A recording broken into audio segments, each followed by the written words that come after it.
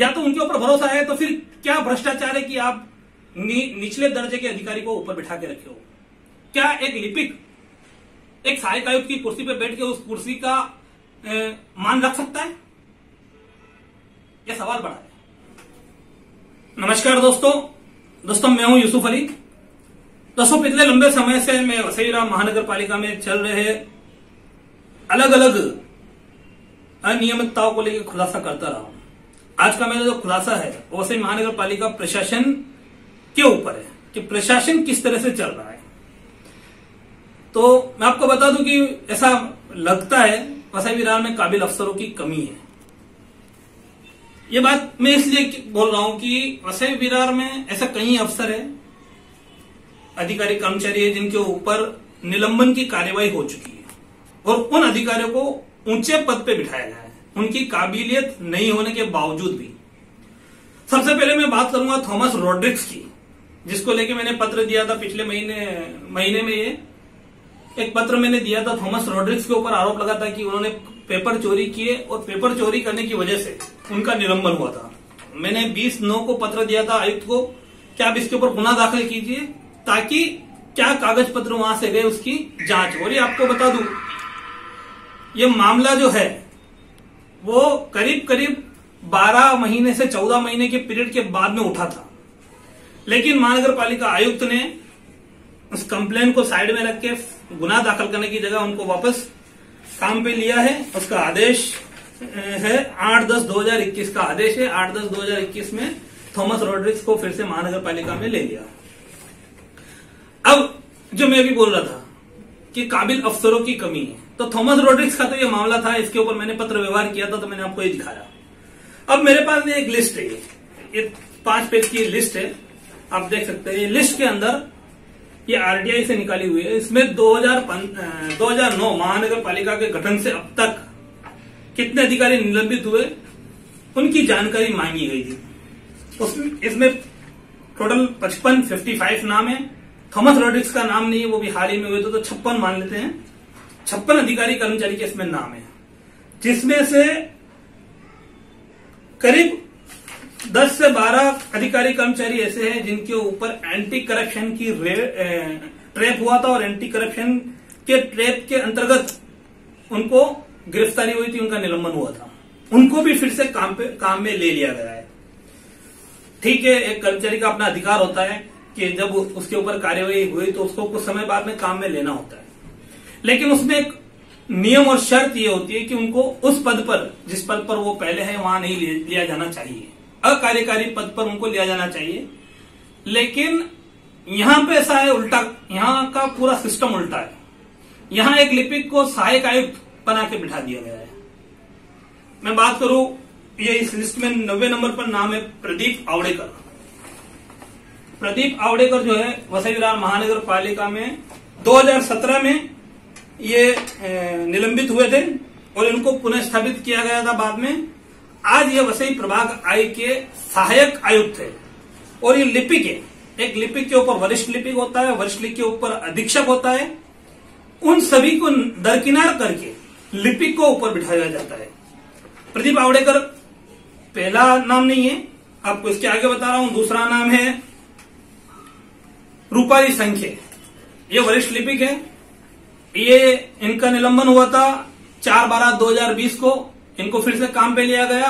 अभी फिलहाल ये वसई विरार महानगर पालिका प्रभाग समिति ई की प्रभारी सहायक आयुक्त है। दो प्रभार में सहायक आयुक्त है, वो निलंबित अधिकारी है।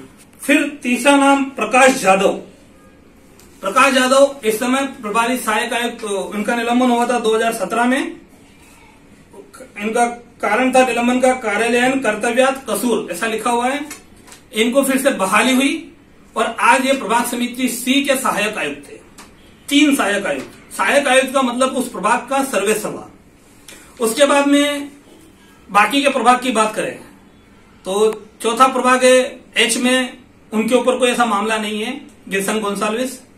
एक प्रभाग है ड में, जहां रितेश टिनी है, वो एक एफआईआर में, उनके ऊपर निलंबन की कार्यवाही नहीं हुई है, लेकिन एक एफआईआर में आरोपी की लिस्ट में है। उसके बाद बात करें प्रभाग समिति ब की, तो वहां पे जो मैडम है वो मंत्रालय से आई है, उनके ऊपर ऐसा कोई आरोप नहीं है। उसके बाद बात करें प्रभाग समिति ए की, तो वहां पे शीतल चौहान करके प्रभारी सहायक आयुक्त थे, उनके ऊपर भी ऐसा कोई मामला नहीं है। उसके बाद बात करें प्रभाग समिति एच की, एच का हो गया जी की, तो जी में सुभाष यादव है, उनके ऊपर भी निलंबन की कोई कार्रवाई नहीं हुई है, लेकिन वो भी लिपिक है, उनको ये बनाया गया है प्रभारी सहायक आयुक्त। उसके बाद बात करें प्रभाग एफ की, तो एफ के अंदर राजेंद्र कदम, जो महानगर पालिका में उनकी नियुक्ति हुई थी सफाई कर्मचारी को लेकर, सफाई कर्मी के रूप में उनकी नियुक्ति हुई थी।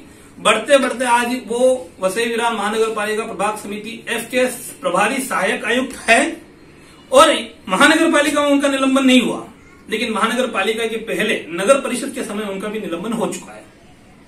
ये तो बात हुई 9 प्रभाग की, ए से आई तक। अब कुछ ऐसे प्रकल्प है अलग अलग, जिसमें सबसे अहम है नगर रचना। नगर रचना तो चल ही प्रभाग निलंबित अधिकारियों के भरोसे चल रहा है।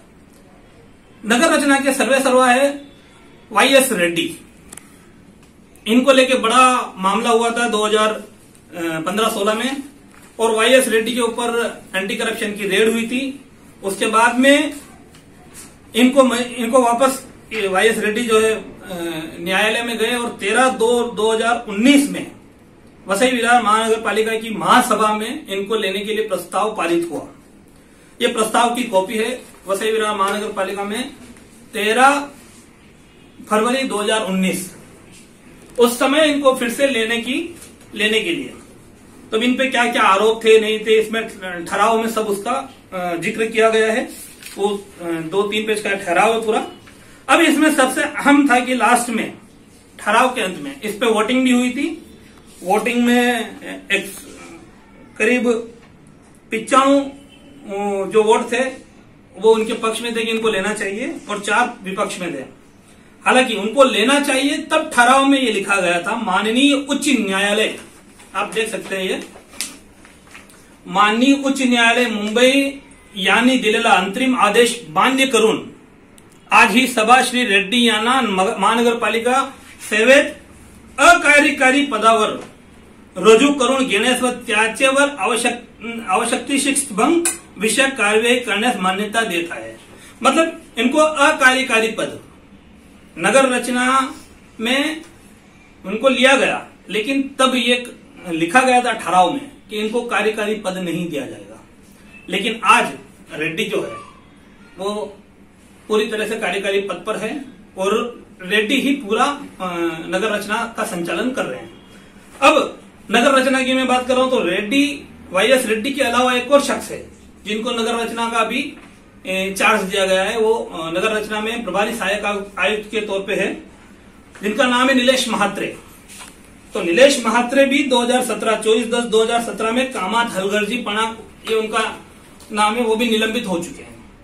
वो भी निलंबित होने के बावजूद उनको, यानी कि नगर रचना विभाग जो सबसे अहम विभाग में से एक विभाग है, उसमें काम करने वाले दोनों ही वरिष्ठ अधिकारी वो निलंबित अधिकारी।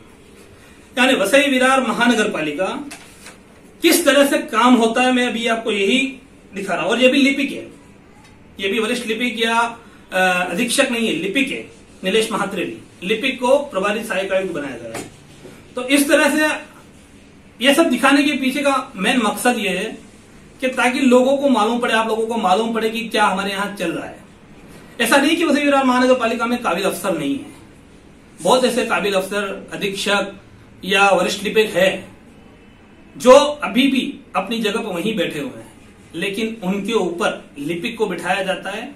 इसके पीछे बहुत बड़ा खेल है, इसके पीछे बहुत बड़ा है, कभी इसका भी खुलासा किया जाएगा। आस्थापना विभाग जो है वसई विरार महानगर पालिका का विभाग आस्थापना, जो इस सब का कर्ता धरता है, उस आस्थापना विभाग में क्या कुछ किस तरह से चलता है, ये हम आप लोगों को दिखाने की कोशिश की। और इस सब के लिए जिम्मेदार हम सिर्फ सीधा और सीधा किसको मानेंगे? वसई विरार महानगर पालिका आयुक्त।